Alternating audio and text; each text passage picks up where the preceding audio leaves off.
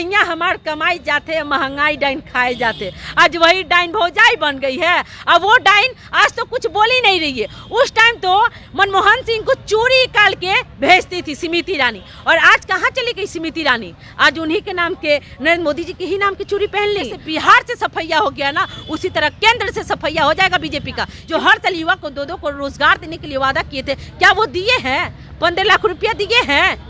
अरे वो प्रधानमंत्री कैसे देंगे? जो 10 लाख के सूट बूट पहनने वाला इंसान वो कैसे गरीब को देखेगा?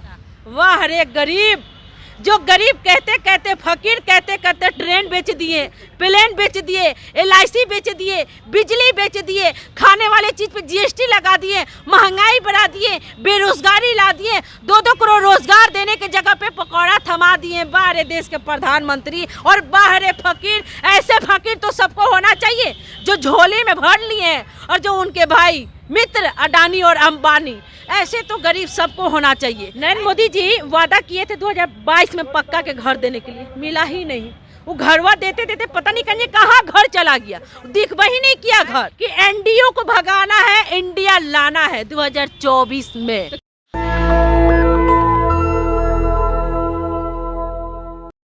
नमस्कार, मैं फरहत अफसा और आप देख रहे हैं national Dastak. RJD supremo Lalu Yadav का गोपालगंज दौरा अब विवाद में पड़ गया है। बता दें, जब से वो गोपालगंज से आए हैं उनका एक वीडियो और फोटो साझा हो गया है सोशल मीडिया में। उसके बाद से जो है लगातार जो है बीजेपी वाले लोग उन पर निशाना साधते कर रहे हैं। क्या अब जो बिहार की पुलिस को यही काम हो गया है, छतरी लेकर के अब जो सुरक्षा देंगे, क्या यही काम करेंगे? तो चले ऐसे में हमारे साथ बातचीत करने के लिए RJD नेत्री है नसीमा जी, इनसे हम बात करते हैं। क्या कहिएगा, बिहार के जो सिपाही है, सुशासन लोग हैं, मतलब यही काम करेंगे, छाता दे करके ये सुरक्षा देंगे? ये उमा भारती कौन थी? ये मैं सम्राट चौधरी से पूछना चाह रही हूँ।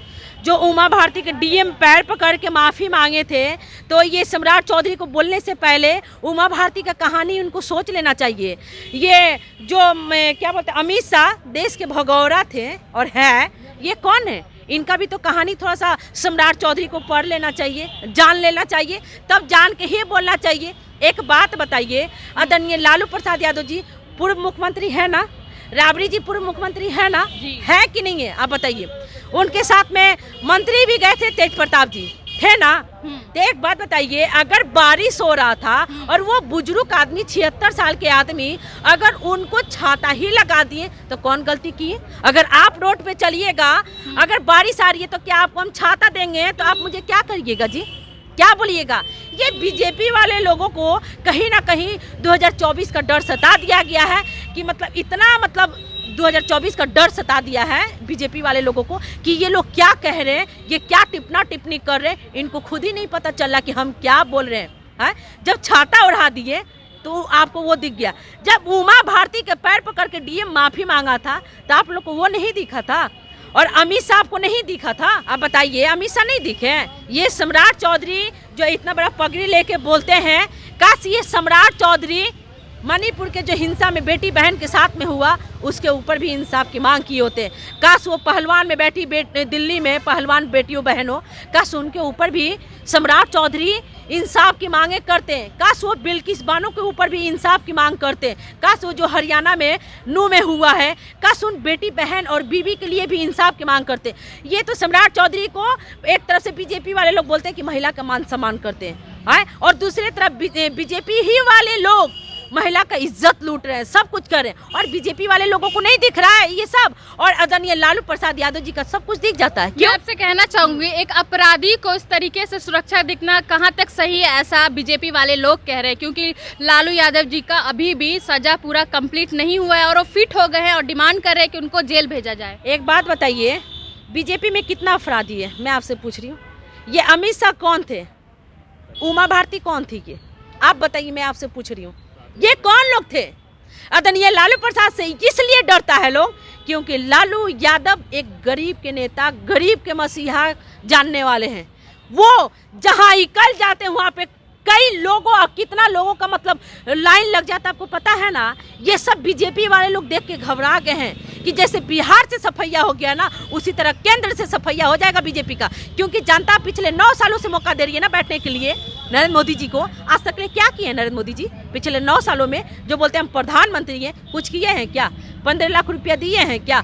बेरोजगारी कम किए हैं क्या? महंगाई कम किए हैं क्या? सिलेंडर आज 1250 रुपया जो आ रहा है, क्या वो कम किए हैं क्या? जो डीजल पेट्रोल के महंगाई सीमा छू गई है, क्या ये कम किए हैं क्या? जो हर साल युवा को 2-2 को रोजगार देने के लिए वादा किए थे, क्या वो दिए हैं? 15 लाख रुपया दिए हैं? अरे वो प्रधानमंत्री कैसे देंगे? जो 10 लाख के सूट बूट पहनने वाला इंसान, वो कैसे गरीब को देखेगा? मोदी जी तो गरीब के बेटा है बोलते हैं। सही कह रहे हैं, गरीब के बेटा हैं, तो आपको भी उसी तरह गरीब की बेटी होना चाहिए। वो मीडिया भाई है ना, उनको भी गरीब के बेटा उसी तरह होना चाहिए, हमको भी वैसे ही गरीब होना चाहिए। और जितना लोग खड़े हैं ना, उसी तरह उनको भी गरीब होना चाहिए। क्यों? क्योंकि देश के प्रधानमंत्री है नरेंद्र मोदी जी। 10 लाख के सूट बूट पहनते हैं, उस सूट बूट पे सोने के धागा से मोदी मोदी लिखा रहता। वाह रे गरीब! जो गरीब कहते कहते, फकीर कहते कहते ट्रेन बेच दिए, प्लेन बेच दिए, LIC बेच दिए, बिजली बेच दिए, खाने वाले चीज पे GST लगा दिए, महंगाई बढ़ा दिए, बेरोजगारी ला दिए, 2-2 करोड़ रोजगार देने के जगह पे पकौड़ा थमा दिए। बाहर देश के प्रधानमंत्री और बाहर फकीर। ऐसे फकीर तो सबको होना चाहिए जो झोले में भर लिए हैं, और जो उनके भाई मित्र अडानी और अंबानी, ऐसे तो गरीब सबको होना चाहिए। ऐसे गरीब तो आपको भी होना चाहिए। क्या आप होना पसंद करती हैं ऐसे गरीब? आप बताइए ना।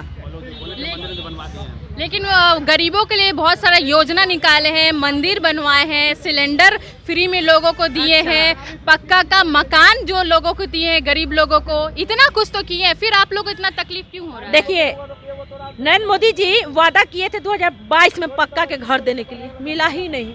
वो घरवा देते देते पता नहीं कहाँ घर चला गया, दिखवा ही नहीं किया घर।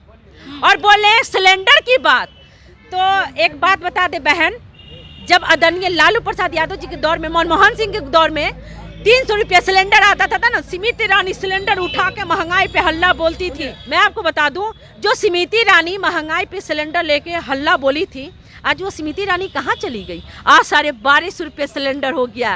कहते हैं ना, सैया हमार कमाई जाते, महंगाई डाइन खाए जाते। आज वही डाइन भौजाई बन गई है। अब वो डाइन आज तो कुछ बोल ही नहीं रही है। उस टाइम तो मनमोहन सिंह को चूड़ी निकाल के भेजती थी स्मृति ईरानी, और आज कहाँ चली गई स्मृति ईरानी? आज उन्हीं के नाम के, नरेंद्र मोदी जी के ही नाम की चूड़ी पहन ली। बिहार में एम्स दिए हैं, एयरपोर्ट दिए हैं। अरे मणिपुर में एयरपोर्ट साला दिख ही नहीं रहा है।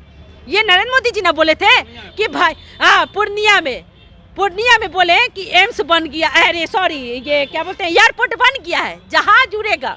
हमको शायद लगता है कि पर्सनल मोदी जी के लिए जहाज वहाँ पे उड़ता है और किसी के लिए नहीं उड़ता। यानी प्रधानमंत्री जब आते हैं तो वहाँ पे एयरपोर्ट बन जाता है, और आम पब्लिक जाता है तो खत्म हो जाता है। मणिपुर में जो ये बोले क्या, ये नहीं वो नहीं, हम नहीं बोले, ये बोले एयरपोर्ट के लिए, तो एयरपोर्ट कहाँ गया? ये प्रधानमंत्री को देना चाहिए ना एयरपोर्ट, सिर्फ बोलने से हो जाएगा। और दरभंगा में जो एम्स की आप बात कर रही हैं, इतना ना एम्स बना दिए हैं नरेंद्र मोदी जी, इतना ना बना दिए हैं कि लोग का तबीयत भी खराब हो रहा है ना, तो खोजने पे भी नहीं मिल रहा है जी। जगह जगह पे नहीं दिख रहा कि एम्स कहाँ है, कहीं तो दिख ही नहीं रहा प्रधानमंत्री का एम्स। कहाँ गया एम्स? कहाँ हुआ एम्स? जो नरेंद्र मोदी जी बोल रहे हैं, अरे बड़ी झूठ बोलते हैं। इतना झूठ नहीं बोलना चाहिए, कम से कम एम्सवा तो दिखा दीजिए। हवाई अड्डा नहीं दिखाइएगा तो एम्स तो दिखा दीजिए, कौन जगह बन गया, या बाढ़ आया तो उस सब बाढ़ दहा के लेके चला गया एम्स। तो क्या आप कह रहे हैं कि नरेंद्र मोदी जी को झूठा साबित कर रहे हैं? मैं बिल्कुल झूठा ही साबित कर रही हूँ। इसलिए पिछले 9 सालों में नरेंद्र मोदी जी बहुत बड़ा जुमला किए, आज तक ले जुमला नहीं पूरा किए। जनता को गुमराह नहीं कीजिए, जनता आपके झांसा में नहीं आने वाली है। जनता पिछले 9 सालों को आपको मौका दिया, आज तक ले 9 सालों में कुछ नहीं किए हैं, सिर्फ जनता को बेवकूफ बना है और जनता को आप गुमराह किए हैं, बस यही किए और कुछ नहीं किए। और गरीब 10,000 रुपया लोन ले लेगा ना तो उनके घर पे ED और CBI जाकर पहुंच जाएगी। और 11,000 करोड़ पूंजीपतियों को माफ किए हैं, पूंजीपतियों को 11,000 करोड़। ये क्या है? ये क्या है सब? ये कहीं ना कहीं ये नरेंद्र मोदी जी सोच रहे हैं कि अब भी देखें कि हमारा जनता सपोर्ट कर रहा है कि नहीं कर रहा। अब जनता भी 2024 में नरेंद्र मोदी जी को ही PM बनाएंगे। PM जी अभी वादा कर चुके हैं कि 2024 में भी हम ही आएंगे एज ए प्रधानमंत्री। सुनिए ना, आप जाइए ना प्रधानमंत्री को बोलिए कि जितना पिछले 9 सालों में वादा किए, पहले वो वादा पूरा कीजिए, तब 2024 का चेहरा वादा कीजिएगा।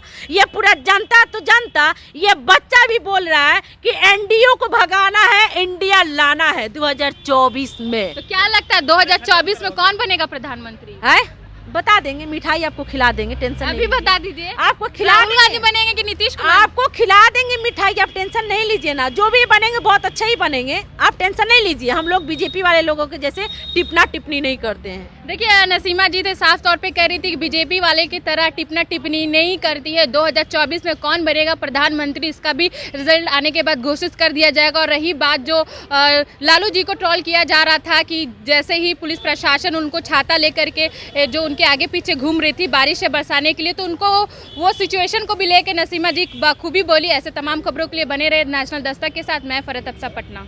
नेशनल दस्तक की आपसे गुजारिश है कि अगर इसको बचाना चाहते हैं तो नेशनल दस्तक को सब्सक्राइब करने के लिए रेड कलर के सब्सक्राइब बटन को दबाएं, फिर बेल आइकन की घंटी दबाएं। नेशनल दस्तक को बचाने के लिए बहुत जरूरी है कि हर खबर को शेयर करें, लाइक करें, कमेंट जरूर करें।